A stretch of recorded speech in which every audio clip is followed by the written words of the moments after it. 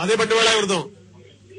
But ಇನ್ನೊಂದು ನಿತ್ಯಾನಂದ ವಿಷಯದಲ್ಲಿ ನಮ್ ಕರ್ನಾಟಕ ಪೊಲೀಸ್ಗೆ ಯಡಿಯೂರಪ್ಪ ಅವ್ರನ್ನ ಜೈಲ್ಗೆ ಹಾಕ್ಲಿಕ್ಕೆ ಇಮಿಡಿಯೇಟ್ಲಿ ಸಾಧ್ಯ ಆಗತ್ತೆ. ಬಟ್ ಇಂತ ನಿತ್ಯಾನಂದ ಅಂತ ವಿಷಕಾರಿ ಮನುಷ್ಯನ ಹಾಕ್ಲಿಕ್ಕೆ ಸ್ವಲ್ಪನೂ ಧೈರ್ಯ ಆಗಲ್ಲ. ಅದ್ ನನ್ಗೆ ಅರ್ಥ ಆಗಲ್ಲ. ಇವ್ರಿಗೆ ಏನ್ ಪ್ರಾಬ್ಲಮ್ ಏನು ಅಂತ. ಇವ್ರಿಗೆ ಪವರ್ ಇಲ್ವಾ? ಗೌರ್ಮೆಂಟ್ ಸ್ಯಾಲರಿ ಕೊಡಲ್ವಾ ಇವ್ರಿಗೆ ಡ್ಯೂಟಿ ಮಾಡ್ಲಿಕ್ಕೆ? ಯಡಿಯೂರಪ್ಪನ ಜೈಲ್ಗೆ ಹಾಕ್ಲಿಕ್ಕೆ ಇಮಿಡಿಯೇಟ್ಲಿ ಆಕ್ಷನ್ ತಗೊಳ್ತಾರೆ. ಇನ್ನೊಂದು ಅನುಮಾನ ಆಗ್ಬಿಡುತ್ತೆ ರವಿ, ಬಹುಶಃ ಸರ್ಕಾರದ ಪವರ್ಗಿಂತ ನಿತ್ಯಾನಂದನ ಪವರೇ ಜಾಸ್ತಿ ಇದೆ ಅಂತ ಅನ್ಸ್ಬಿಡ್ಬೋದು. ಸರಿ ಇರಬಹುದು ಸರ್. ನಿತ್ಯಾನಂದ ಅನ್ನೋನು ಅಲ್ಲಿ ಇರೋ ಜಾಗನೂ ಅವಂದಲ್ಲ, ಬೇರೆ ಯಾರನ್ನೋ ಮೋಸ ಮಾಡ್ಬಿಟ್ಟು 50 ಎಕರೆ ಜಾಗನ ಮೋಸ ಮಾಡ್ಬಿಟ್ಟು ಬರ್ಸ್ಕೊಂಡಿದ್ದಾನೆ. ಅದಕ್ಕೆ ಡಾಕ್ಯುಮೆಂಟ್ ಕೂಡ ಇಲ್ಲ ಅವನ ಹತ್ರ. ಇಷ್ಟೊಂದು ಓಪನ್ ಆಗಿರ್ಬೇಕಾದ್ರೆ seriously I don't understand what the hell is going on with this government. But ಇಲ್ಲಿರೋ ಎಲ್ಲಾ ಜನಕ್ಕೆ ಕೇಳ್ತಾ ಇದ್ದೀನಿ, ಸ್ಟೇಜ್ ಅಲ್ಲಿರೋ ಎಲ್ಲ ನಿಮ್ ಜೊತೆ ಕುತ್ಕೊಂಡಿರೋರಿಗೆ, ಪ್ಲೀಸ್ ಇದನ್ನ ಈಗ ಆಪ್ ಅನ್ನೋದು ಯಾವ ತರ ಕ್ರಾಂತಿ ಮಾಡೋದಿಲ್ಲ, ಆ ತರ it should start from the bottom level. ಎಲ್ಲ ಪ್ರತಿಯೊಂದು ಜನನು ಮುಂದೆ ಬಂದ್ಬಿಟ್ಟು ಹೋರಾಟ ಮಾಡ್ಬೇಕು. ಮಾತಾಡ್ತಾ ಇದಾರೆ ಈಗ. ಬೆಳಗಾವಿ ಬಂದು ಇನ್ನೊಂದು ವಿಷಯನ ವಿಶೇಷವಾಗಿ ಅಭ್ಯಾಸ ಮಾಡಿ ಹೇಳ್ತೇನೆ. 17 ವರ್ಷದಿಂದ ಒಂದು ಫೈಲು ಡಿಸಿ ಆಫೀಸ್ ನ ಪೆಂಡಿಂಗ್ ಇದೆ. 1 ಬಿಟ್ 20 ಸಲ ಭೇಟಿ ಆಗಿದ್ದೇವೆ. ಇದನ್ನ ಯಾಕೆ ನೀವು ಇಂಪ್ಲಿಮೆಂಟ್ ಮಾಡ್ತಿಲ್ಲ? Every time the promise will take action in the next 15 days. ಈ ಅಧಿಕಾರಿಗಳಲ್ಲಿ ವಿಧಿಬದ್ಧವಾದ ಆಡಳಿತ ನಡೆಸುವ ತಾಕತ್ತು, ರೂಲ್ ಆಫ್ ಲಾ ಇಂಪ್ಲಿಮೆಂಟ್ ಮಾಡುವ ತಾಕತ್ತು ಅಲ್ಲಿಗೆ ಹೋಗಿದೆ. For everything they look to the local politician for approval. ಅವರು ಅದಕ್ಕೆ ಅಪ್ರೂವ್ ಮಾಡೋದಿಲ್ಲ. ಈ ರೀತಿ ಪರಿಸ್ಥಿತಿ ಮುಂದುವರೆದ್ರೆ ನಾಳೆ ಈ ದೇಶದ ಗತಿ ಏನು? ಹಾಗಾದ್ರೆ ಇವ್ರು ಯಾಕಿರ್ಬೇಕು ಪಟೇಲ್ ಜಿ? ಈಗ ಈ ಭಾಸ್ಕರ್ ರಾಯ್ ಹೇಳಿದ್ರು, ಹೋಮ್ ಮಿನಿಸ್ಟರ್ ಹೇಳ್ಬೇಕು, ನಮ್ಮ ಏರ್ ಅಫಿಷಿಯಲ್ ಹೇಳ್ಬೇಕು ಅಂದ್ರು. ಇನ್ ಭಾಸ್ಕರ್ ರಾಯ್ ಐಜಿ ಹಾಕ್ಬೇಕಿನ್ನ ಜಾರ್ಜ್ ಅವ್ರಿಗೆ ಬಿಟ್ಬಿಡೋಣ ಬಿಡಿ. ಪಿಸಿ ಇಂದ ಹಿಡಿದು ಡಿಜಿಪಿ ಗಂಟ ಅವರೇ ಮಾಡ್ಲಿ. ಉಂಟ ತಂಡ್ರೆ ಹೇಳ್ತೀನಿ. ಅಲ್ಲ, ಅವರವ್ರ ಲೆವೆಲ್ಗೆ ಅವರವ್ರ ಆಡಳಿತ ಮಾಡ್ಲಿಕ್ಕೆ ನಾವು ಬಿಡ್ಬೇಕು. ಆಕ್ಚುಲ್ ಆಗಿ ಹೇಳ್ತೀನಿ, ನಮ್ಮ ಪವರ್ ಏನು, ಒಬ್ಬ ಹೋಮ್ ಮಿನಿಸ್ಟರ್ ಆಗಿ ನನ್ನ ಪವರ್ ಏನು, ಒಬ್ಬ ಡಿಜಿಪಿ ಆಗಿ ನನ್ನ ಪವರ್ ಏನು ಅನ್ನೋದನ್ನ ಅಷ್ಟನ್ನೇ ನಾವು ಚಲಾಯಿಸಬೇಕು. ಈಗ ಅಧಿಕಾರಿಗಳ ಅಧಿಕಾರ ವ್ಯಾಪ್ತಿಯನ್ನು ಬಹಳ ಸೀಮಿತಗೊಳಿಸಲಾಗಿದೆ ಅಂತ ನನಗನ್ಸುತ್ತೆ. ಅದನ್ನೇ ಸೀಮಿತ ಅಂತಲ್ಲ, ಇವ್ರು ಹೇಳಿದ್ರೆ ನಾವು ಕೇಳೋ ಮಟ್ಟಿಗೆ ತಂದು ಬಿಟ್ಟಿದ್ದಾರೆ. ಸೀಮಿತಗೊಳಿಸಿ ಅವರು ಈಗ ಜೀದ್ದಾಳಾಗಿದ್ದಾರೆ. ಜಿಲ್ಲಾಧಿಕಾರಿ ಆಗ್ಲಿ, ಜಿಲ್ಲಾ ಎಸ್ಪಿ ಆಗ್ಲಿ, ಐಜಿಗಳಾಗ್ಲಿ, ಇವರು ತಮ್ಮ ಹುದ್ದೆಯನ್ನು ಎಂಜಾಯ್ ಮಾಡ್ತಿಲ್ಲ. ಇಲ್ಲಿ ಅವ್ರು ಜೀದ್ದಾಳ ಹಂಗ್ ಕೂತಿದ್ದಾರೆ. ಹೇಳಿದ ಕೆಲಸ ಅವ್ರು ಮಾಡಬೇಕು. ಇಲ್ಲ ಮಗನ ಹೋಗು. ಹೌದು, ಸಾರಿ, ಕಟುವಾದ ಭಾಷೆ ಉಪಯೋಗ ಮಾಡಿದೆ. ಒಳ್ಳೆ ಭಾಷೆ ನಿಜವಲ್ಲ. ಏನು ಅಂದ್ರೆ ಅಲ್ಲ ನೀವೆಲ್ಲ ನೇರವಾಗಿ ಖಡಕ್ಕಾಗಿ ನೀವು ವ್ಯವಹರಿಸಿರೋರು ನೋಡಿ, ಹಿಂಗಾಗಿ ನಿಮ್ಗೆ ಸಹಜವಾಗಿ ಹೊಟ್ಟೆ ಉರಿಯುತ್ತೆ ಅಂತ ಈ ಸಂದರ್ಭದಲ್ಲಿ. ಈ ದೇಶದ ಇದೇ ರೀತಿ ಮುಂದುವರೆದ್ರೆ ನಮ್ಮ ಮಕ್ಕಳ ಭವಿಷ್ಯ ಏನು? ಚೆನ್ನಡಿ ಅವರು 60 ಎಲೆಕ್ಷನ್ದಲ್ಲಿ ಹೇಳಿದ್ರು, we want a safe America. I want my grandchildren to. I want an America which is safe for my grandchildren. Grandchildren. Even not children. ಅವರು ಆ ರೀತಿಯ ಅವರಿಗೆ 3ನೇ ತಲೆಮಾರಿಗೆ. ಈಗ ನಮ್ಮ ರಾಜಕಾರಣಿಗಳ ವಿಷಯ ಏನು? ಎಲೆಕ್ಷನ್ ಹೆಂಗ್ ಗೆದಿಯೋದು? ನಾವಷ್ಟೇ. ನಾವು ಮಕ್ಕಳದು ಇಲ್ಲ ನಮ್ಗೆ, ಮೊಮ್ಮಕ್ಕಳದು ಬಿಟ್ಬಿಡಿ. ನಾವು ಹೆಂಗೆ ಬರೀ ಎಲೆಕ್ಷನ್ ಹೆಂಗ್ ಗೆದಿಯೋದು? ಅದೊಂದೇ ಇವ್ರ ವಿಷಯ. ಈಗ ದುರಂತದ ಹೆಂಗೆ ಆದ್ರೆ ದುರಂತ ಈಗ ಕಾಣ್ತದಲ್ಲ, ಈಗ ನೋಡತ್ತೀರಿ, ನೋಡ್ತಾನೆ ಇದೀವಲ್ಲ ನಾವು. ಈಗ they are beginning of big episodes. Sir Bhagyalakshmi ಅನ್ನುವಂಥವ್ರು ನಮಗೆ ಕರೆ ಮಾಡಿದ್ದಾರೆ. ಭಾಗ್ಯ ಮೇಡಮ್, ನೋಡ್ತಾ ಇದ್ರಿ ನೀವು ನಮ್ಮ ಕಾರ್ಯಕ್ರಮ ನೋಡ್ತಾ ಇದ್ರಿ. ಇಬ್ಬರ ವಿರುದ್ಧ ಹೋರಾಟ ಶುರುವಾಗಿದೆ. ಒಬ್ಬ ನಿತ್ಯಾನಂದನ ವಿರುದ್ಧ, ಅಂದ್ರೆ ಒಳಗಡೆ ಇರುವಂತಹ ಮಕ್ಕಳನ್ನ ರಕ್ಷಣೆ ಮಾಡಿ ಅಂತ, ಮತ್ತೊಬ್ಬ ಕನ್ನಡ ವಿರೋಧಿ ಶಾಸಕನ ವಿರುದ್ಧ. ಏನಂತಿರ್ತಾವ? ಅಯ್ಯೋ, ಇಂಥವ್ರು ನಮಗೆ ಬೇಡ ಸರ್. ನಾವು ಆಕ್ಚುಲಿ ಇದು ಪ್ರಜಾಪ್ರಭುತ್ವ. ನಮ್ಮನ್ನ ಕಾಪಾಡೋ, ನಮ್ಮನ್ನ ಬೆಳೆಸೋ ಅಂತ ನಮ್ಗೆ ಶಾಸಕರು ಬೇಕಲ್ವಾ ಸರ್? ಅದು ಬಿಟ್ಬಿಟ್ಟು ಸಂಭಾಜಿ ಅಂತವರಿಂದ ಏನಾದ್ರು ನಿರೀಕ್ಷೆ ಮಾಡಕ್ ಸಾಧ್ಯ ಮೇಡಮ್ ನಾವು?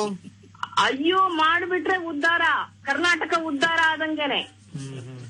ಕರ್ನಾಟಕ ಉದ್ಧಾರ ಆದಂಗೆನೆ. ಇಂಥವ್ರನ್ನೇನಾದ್ರೂ ಮಿನಿಸ್ಟರ್ ಮಾಡ್ಬಿಟ್ರೆ ಅಷ್ಟೇ.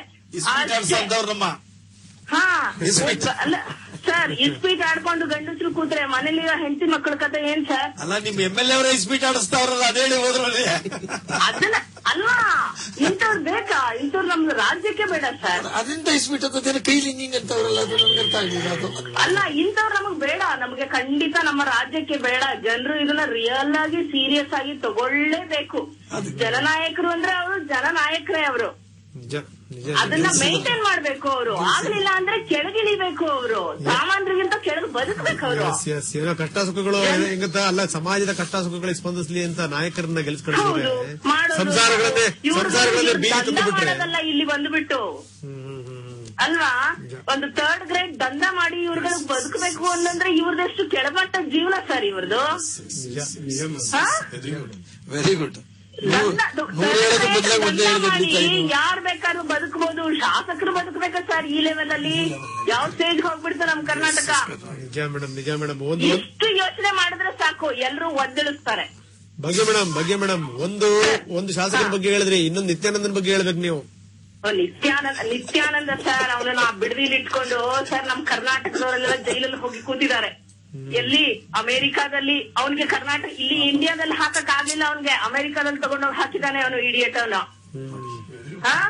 ಇಲ್ಲಿ ಅವನಿಗೆ ಅವ್ನ ಬೇಳೆಕಾಳು ಬೇಯಲಿಲ್ಲ, ಅಲ್ಲಿ ಬೇಯಿಸಿದಾನೆ ಅವನು. ಅವನನ್ನ ತಗೊಂಡು ನಾವ್ ಇಲ್ಲಿ ಇಟ್ಕೊಂಡು ನೋಡಿ ತಮಿಳ್ನಾಡವರೆಲ್ಲ ಸೇಫ್ ಆಗ್ಬಿಟ್ರಲ್ಲ ಸರ್. ಒದ್ದೋಡಿಸ್ಬಿಟ್ಟು ಸೇಫ್ ಆಗ್ಬಿಟ್ರು, ನಾವೆಲ್ಲ ದಡ್ರು. ಭಾಗ್ಯಮ್ಮ ಅವರೇ, ಅದಿ ನಮ್ ಪೀಠನ ಇವನು ಅದು 1500 ವರ್ಷದ ಏನೋ ಹಳೆದನ್ನ ಅಲ್ಲೋ ಕೂತು ಬಿಟ್ಟಿದ್ದ. ನೋಡಿ ಅವರು ತಮಿಳ್ನಾಡವ್ರು ಕತ್ತಿಡಿದ ಆಚೆ ಹೋಗುದ್ರಿ ಇವನ್ನ. ಕರೆಕ್ಟ್. ಹೇಳ್ದೆ ಕೇಳಿದ್ರೆ ಬಂದ್ಬಿಟ್ಟ ಅವನು. ನಮ್ ಕೈ ಆಯ್ತಾ ಇಲ್ವಲ್ಲ? ಯಾಕೆ ಆಗ್ತಾ ಇಲ್ಲ ಸರ್?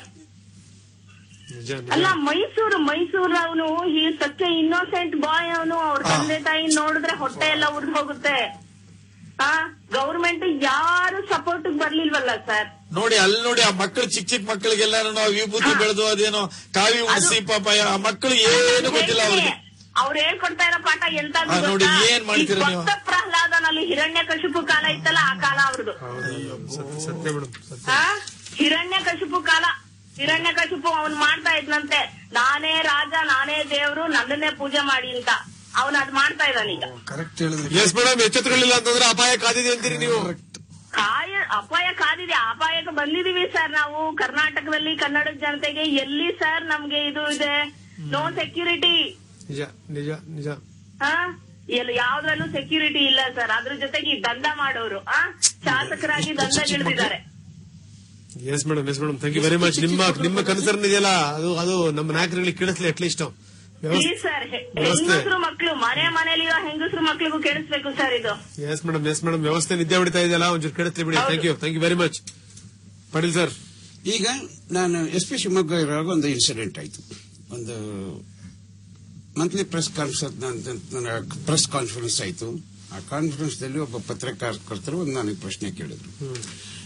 ಈ ಕಾಲೇಜ್ ಪ್ರೊಫೆಸರ್ 3 ದಿವಸ ಮನೆಗೆ ಹೋಗದೆ ಇಂಥ ಕ್ಲಬ್ ನಲ್ಲಿ ಸ್ಪೀಟ್ ಆಡಿ 6,000 ರೂಪಾಯಿ ಕಳ್ಕೊಂಡ್ರು. ಆಗ 6,000 ಬಿಗ್ ಮನಿ, 6 ಲಕ್ಷ. ಈಗ 6,000 ರೂಪಾಯಿ ಕಳ್ಕೊಂಡು ಮನೆಗೆ ಹೋಗದೆ ರೈಲ್ವೆ ಲೈನ್ ಬಿದ್ದು ಸೂಸೈಡ್ ಮಾಡಿಕೊಂಡಿದ್ದಾನೆ. ಇದಕ್ಕೆ ನಿಮ್ಮ ಅಭಿಪ್ರಾಯ ಏನು?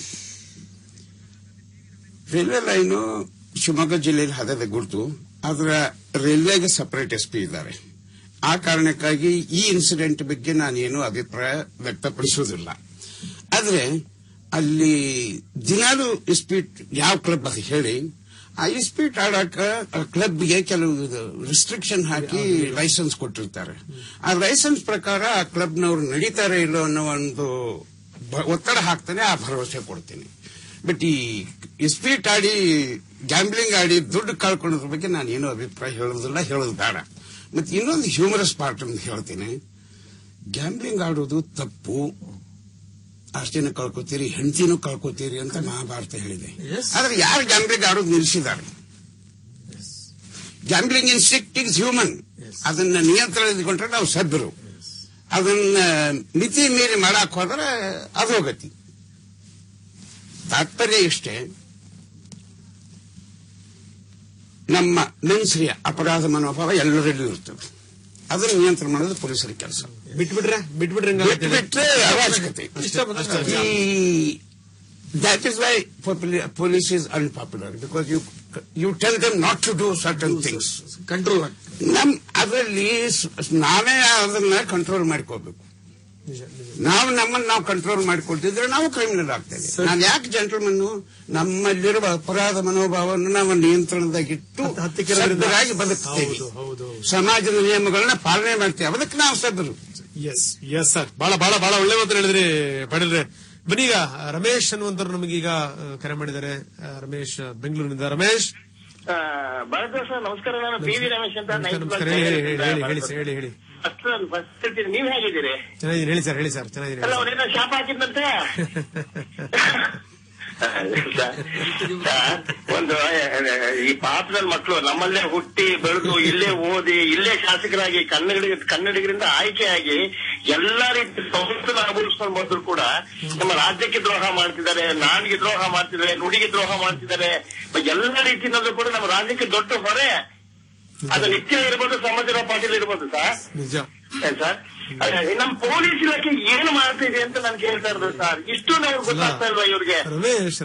ರಮೇಶ್ ಬರೇ ಮಾತಿಂದ ಇಂಥವನ್ನೆಲ್ಲ ಅವಾಯ್ಡ್ ಮಾಡಕ್ ಸಾಧ್ಯನಾ ಸರ್? ಖಂಡಿತ ಇಲ್ಲ ಸರ್. ಈಗ ನಾವು ನೋಡಿ, ನಮ್ಮ ನಾರಾಯಣ ಗೌಡ್ರು, ರಮೇಶ್ ಗೌಡ್ರು, ಪಾಟೀಲ್ ಮೇಲೆ ಎಲ್ಲ ಕೂಡ ಅವ್ರಿಗೂ ಕೂಡ ಬೆದರಿಕೆ ಹಾಕಿದಾನ. ಇವ್ರು ಯಾರು ಜಗ್ಗವರಲ್ಲ. ಈಗ ವೆರಿ ಶಾರ್ಟ್ಲಿ ನಾರಾಯಣ ಗೌಡ್ರು ಏನೋ ಅಲ್ಲಿ ನುಗ್ತೀನಿ ಅಂತ ಹೇಳಿದ್ದಾರೆ. ಅವ್ರಗಳ ಜೊತೆಗೆ ನಾವು ಕೂಡ ಖಂಡಿತವಾಗ್ಲೂ ಭಾಗಿ ಆಗೇ ಆಗ್ತೀವಿ. ಒಂದ್ಸಲ ಇಚ್ಚಿನಿಂದ ಹೋಗ್ಲೇಬೇಕು. ಏನು ನಮ್ ನಾಡಿನ ಸಂಸ್ಕೃತಿಯನ್ನು ಆಗ್ಲೇ ಒಂದು ಮೈಸೂರಿನ ಒಂದು ತಾಯಿ ಒಂದು ಮಾತಾಡ್ತು, ಹಿರಣ್ಯಕಶಿಪುತರ ಅಂತ, ನಾನೇ ಸರ್ವೇಶ್ವರ, ನಾನೇ ದೇವರು ಅಂತ ಹೇಳ್ತಿದ್ರಲ್ಲ, ಅದೇ ರೀತಿನೇ ಈ ತರ ನಡ್ಕೋತಾ ಇರೋದು. ಇವನಿಂದ ನಮ್ ಸಮಾಜಕ್ಕೂ ತೊಂದರೆ ಇಲ್ಲ, ಯಾರಿಗೂ ತೊಂದರೆ ಇಲ್ಲ. ಪಾಪದ ಮಕ್ಕಳೆಲ್ಲ ಕರ್ಕೊಂಡೋಗಿ ಅದು ಏನ್ ಮಾಡ್ತಿದ್ದಾನೆ ಸರ್ ಆತ. ಅವ್ರ ಅಪ್ಪ ಮಗನು ಬುದ್ಧಿ ಬರುವ ಯಾಕೆ ಕಳಿಸ್ತಾ ಇದಾರೆ ಅಂತ. ಆ ಕೃಷ್ಣಮೂರ್ತಿ ಅವರೆಲ್ಲ ಎಷ್ಟು ಒದ್ದಾಡಿದ್ದಾರೆ, ನನ್ನ ಮಗನ್ ಕೊಡಿ.